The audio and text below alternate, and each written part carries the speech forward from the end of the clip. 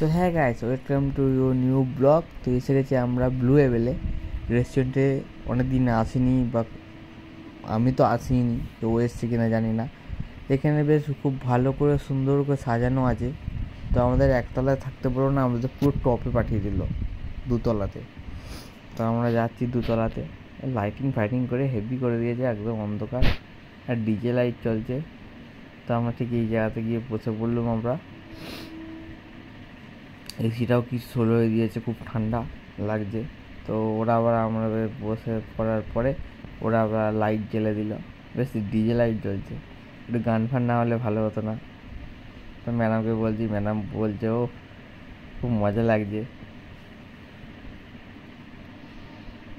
ওর ওর এইসব জিনিসে খুব মজা লাগে, খুব আনন্দ হয়। কি ভাবছি কি করা যায়, কি অর্ডার দেওয়া যায় সেটাই ভাবছি।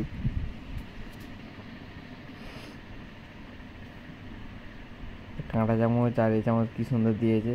এখানে বকতে লেগে গেছি আমরা কি খাবো। তো আর খাওয়া দাওয়ার পর এখান থেকে কী করে পাবে যাবো আর কি, কোথায় যাব সেটা প্রোগ্রাম হচ্ছে। ব্যাস ইনি এবার ফোন নিয়ে বসে পড়বে। এই হচ্ছে এখানে একটা ফুল আছে, ফুলটাই পরে প্রপোজ করবো আমি।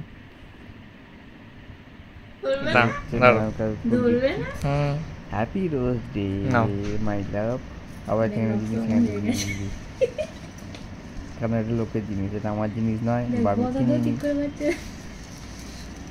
ঢুকছেও না, কি জ্বালা রে বাবা, ভালো করে ঢোকালাম।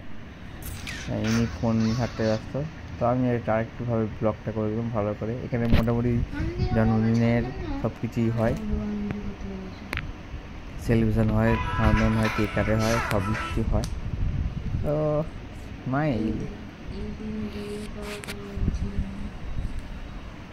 ইনি সারাক্ষণ বক বক বক বক বক বক বক বক করতেই থাকে, আর কাজ থাকে না, সব সময় বকতে থাকে।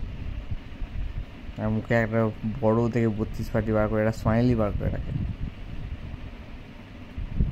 আর কীভাবে পেছনে কাঠি মানে ঝগড়া করা যায়, কাঠি করা, সেইগুলো খুব ভালো করেও জানে।